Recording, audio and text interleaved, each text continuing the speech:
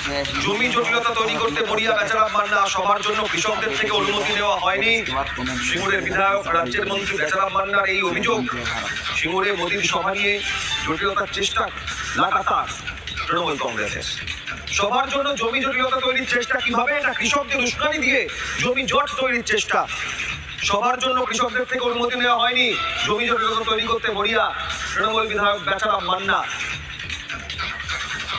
সিঙ্গুরের মাটিতে প্রধানমন্ত্রী নরেন্দ্র মোদীর সভা, গোটা বাংলা তাকিয়ে কি বার্তা দেন মোদী, কিন্তু সেখানে বেচারাম মান্না তার বক্তব্য কৃষকদের থেকে জমির অনুমতি নেওয়া হয়নি। কি বলছেন তৃণমূল বিধায়ক বেচারাম মান্না, দেখুন।